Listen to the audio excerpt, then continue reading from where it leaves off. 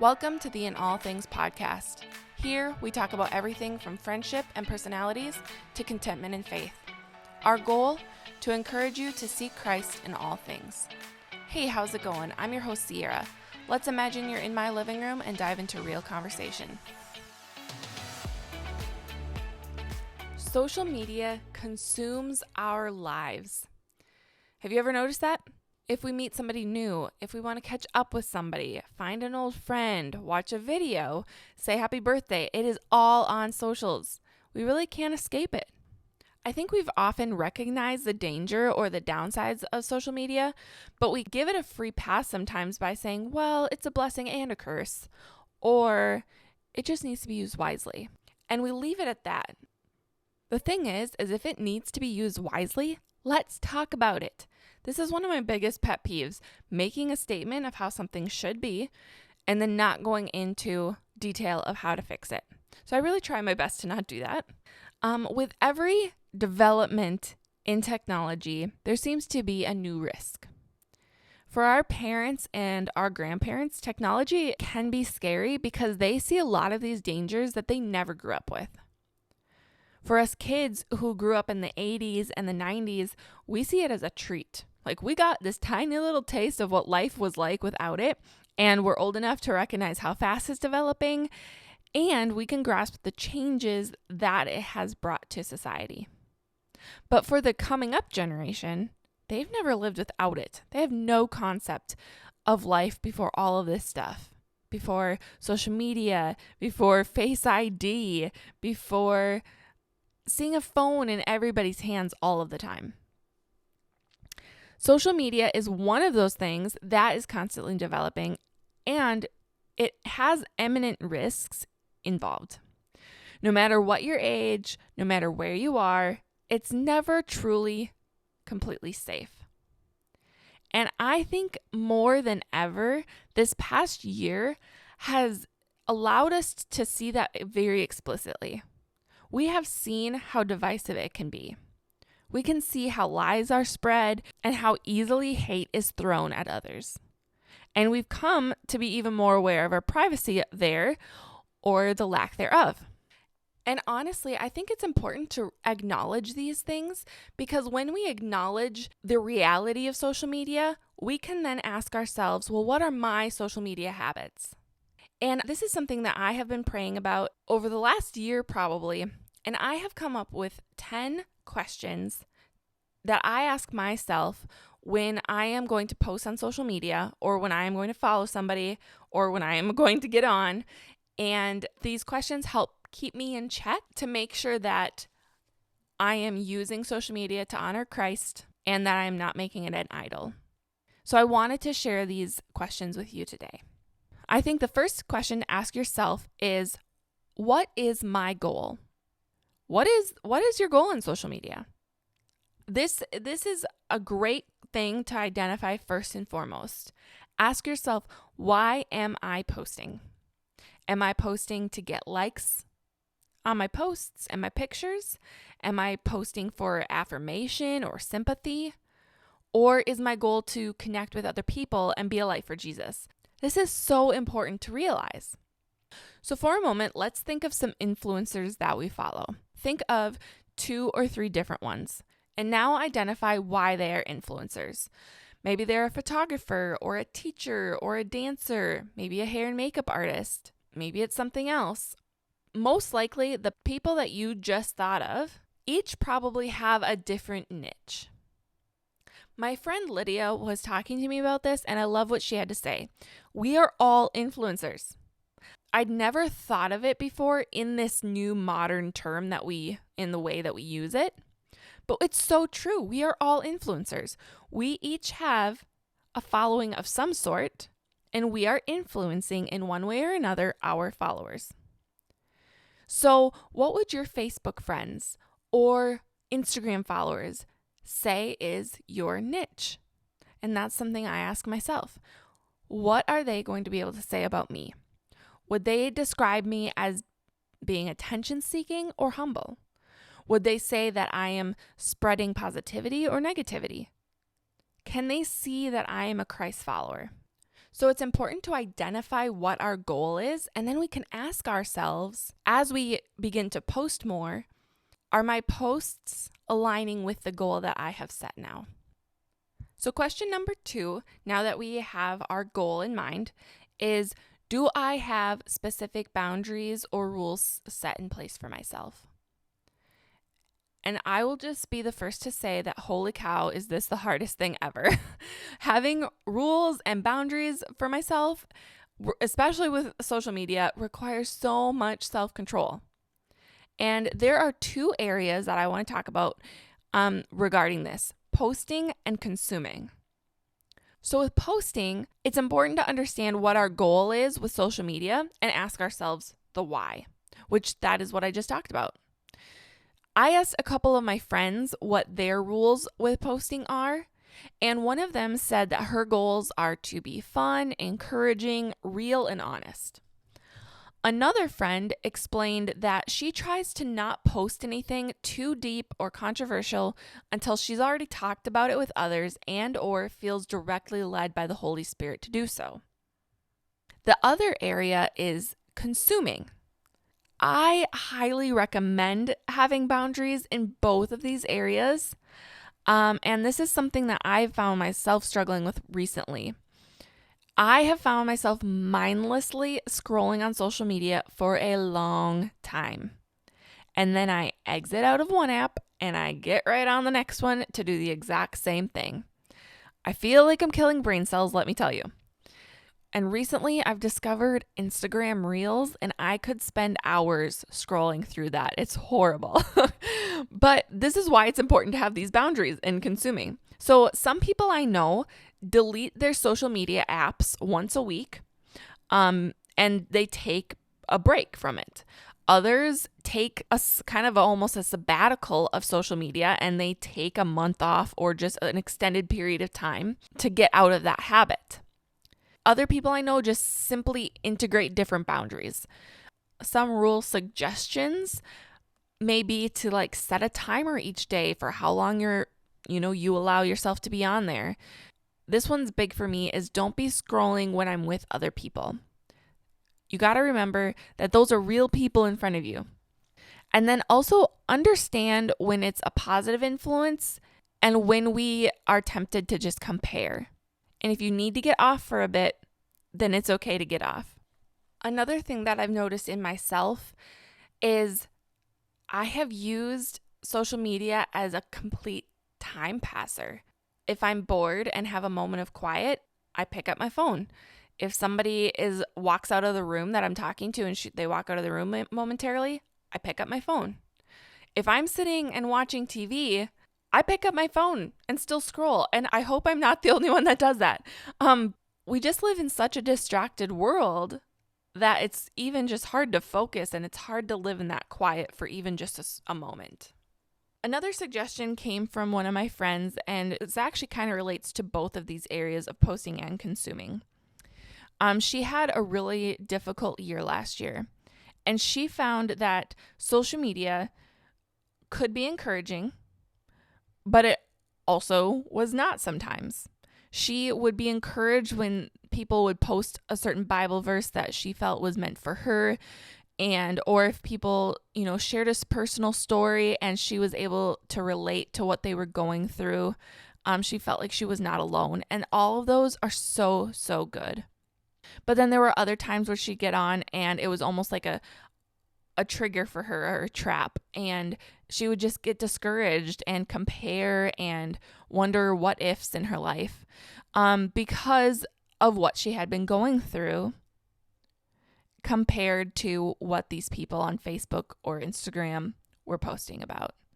Now, that's not necessarily their fault. It depends on how they were posting, but it's a good thing to recognize when you're having a good day and, you need a good dose of encouragement, and when you're just not in that mode and you're comparing constantly.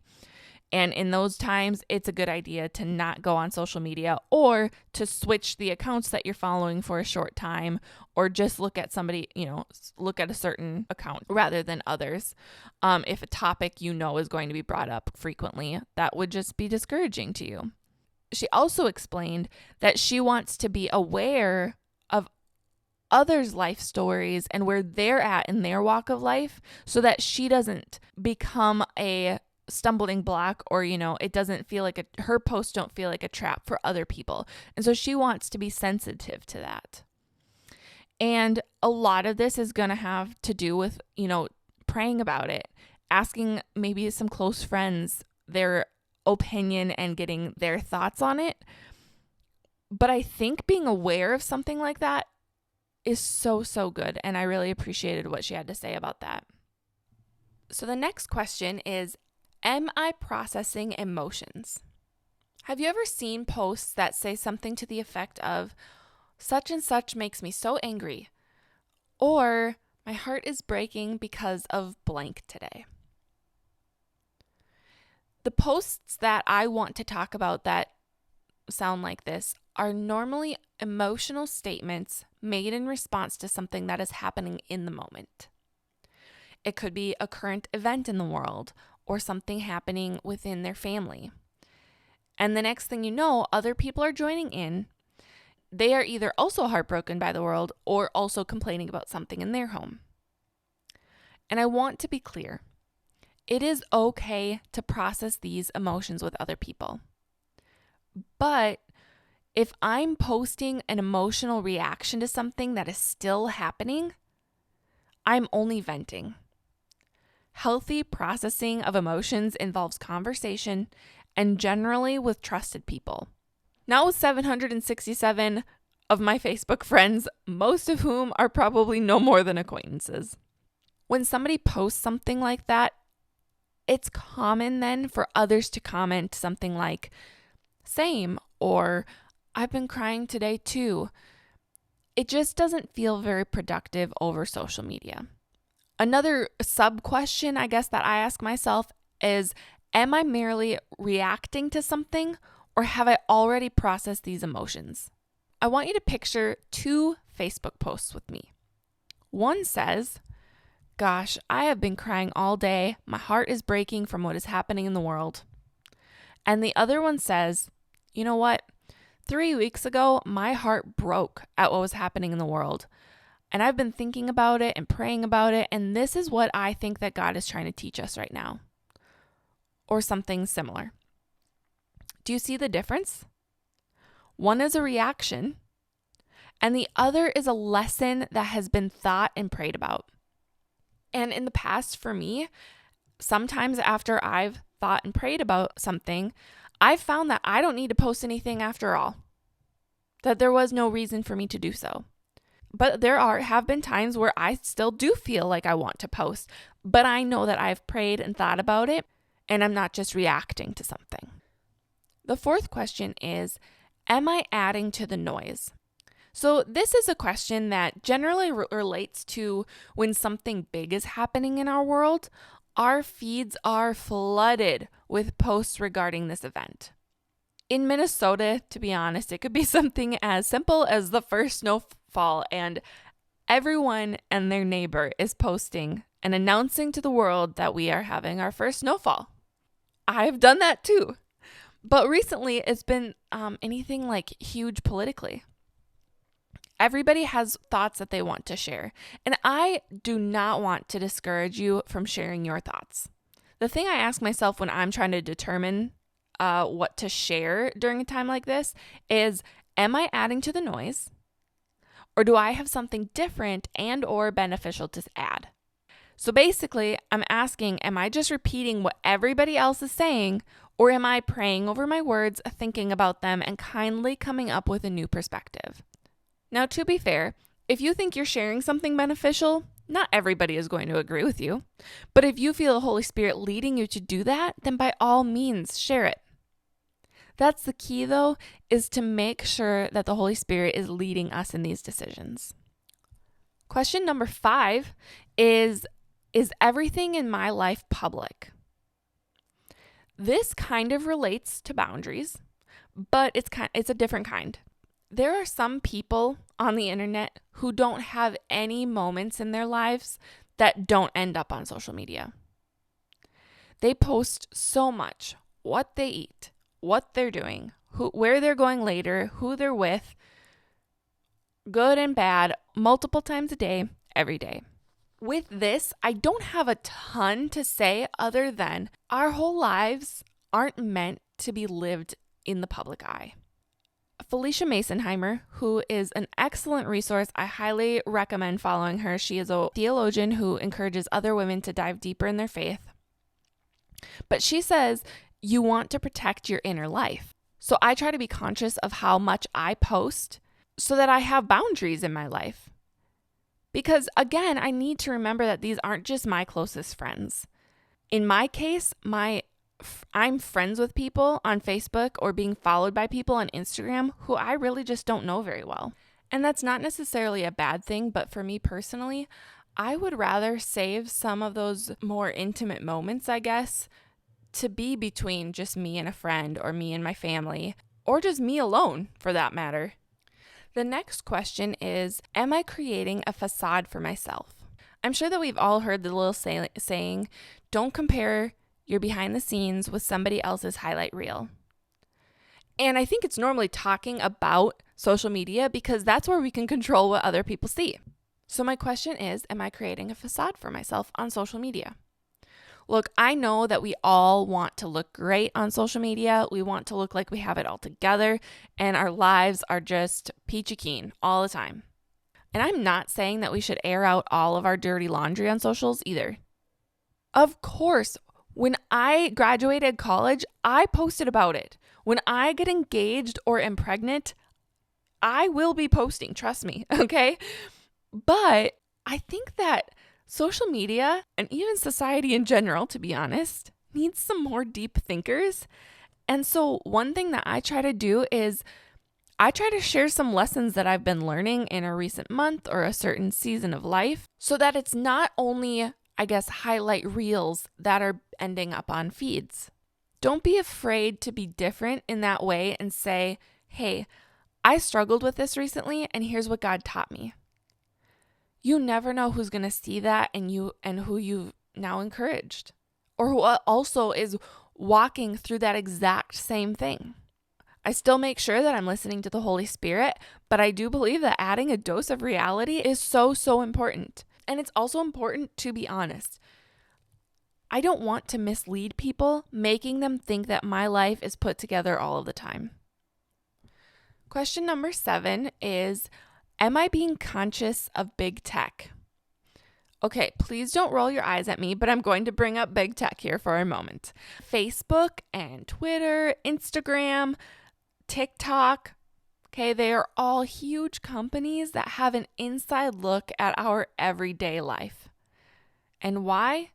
Because we give them complete access.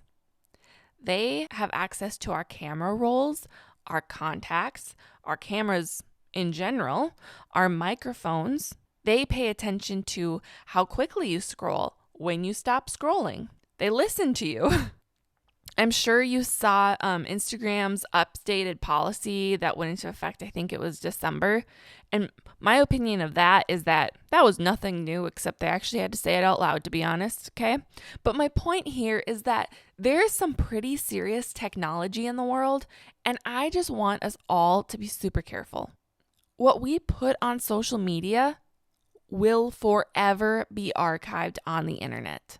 And I guess if we're being honest, it's not only big tech, it's also creepy people. And I'm not trying to scare you, but I just want us all to be careful. So, you know those little Instagram stickers that you can put on a photo? And sometimes we use them to decorate the photo. And other times we strategically place them to cover something up.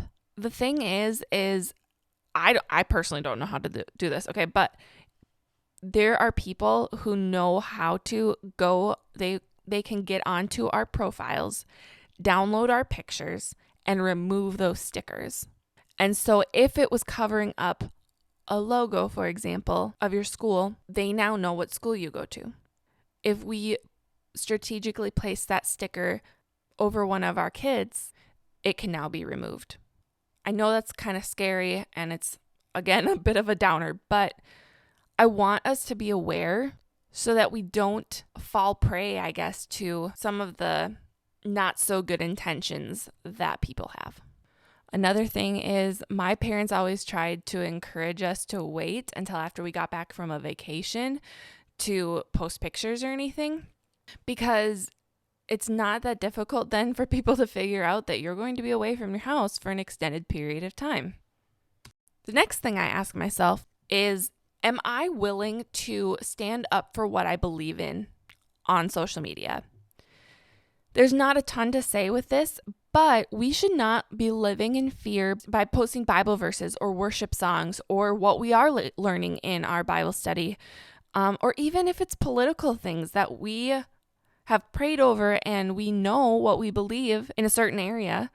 We should not be afraid of the persecution, is kind of a strong word, but the bullies or the persecution that could follow.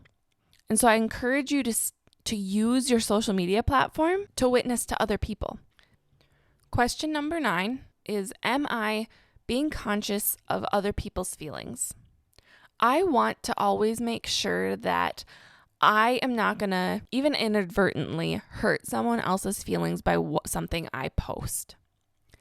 And so if I have a group of friends over, I don't always post that because people get hurt when they find out that they weren't invited to something or they don't get posted about ever. People get hurt by that. And so just being conscious of it, I'm not saying that you need to don't post anything ever and be afraid of that, but just be aware. I have to ask myself, am I only posting that I ever hang out with one friend, but I actually have 6 others that I regularly hang out with but never post? It's just a good question to ask yourself and keep yourself in check. The other thing that is common on social media is, when parents, when we post frustrations about our family, within our family, it would be easy in 5 years for one of our kids to get on social media, 5 or 10 years maybe, and see that, oh my goodness, that they were so mad at me this day and they posted and vented about me. Or just posting a vague thing. I know that I've wanted to do that before, where I am irritated at somebody and I would love to just throw it in their face and throw it on social media by one of those irritating, vague venting posts that doesn't actually do anything for anyone except for them because they know that I'm mad, But that's so not beneficial and that's just hurtful. So I just encourage us all to, and myself included, trust me, to just be sensitive to others' feelings when we use social media. And the final, most important question is, am I honoring Christ? And am I representing him well on my social media? I first got Facebook when I was 16. And I remember my first Facebook post ever was something to the effect of, as for me and my wall, we will serve the Lord. It's a little cringeworthy now, okay, but I thought I was so creative. I really did, okay? 1, I probably wasn't. I was probably not the only person to ever think of that. And 2, that wasn't even creative. So anyway, but my point with that is that from the beginning, I wanted to remember that my goal was to serve the Lord. And if I couldn't even do that in something I'm posting, then I shouldn't be on social media. And have I been perfect? No. I am sure that I have posted things that I regret. I have posted things that were just not beneficial. But this just really goes back to making sure that the Lord is leading you and that we can, at the end of our post or whatever, when we hit publish, we can say, yes, this is honoring Christ. And yes, I am being a reflection of him right now. So I really hope that these 10 questions were encouraging to you and helpful as we navigate this kind of choppy ocean. Sometimes I feel like that's what it is, of social media. I just pray that each of us can go out onto our online platforms and still be able to serve Christ there. Have a great day, everybody. Thanks so much for joining us on today's episode. I am so glad to have had this conversation with you. I am praying that this episode was encouraging, and if it was, please consider leaving a review. This show is just getting started, and we would love to bring more people into our conversation. Sharing it with your friends and leaving a review is a great way to do that. See you next time.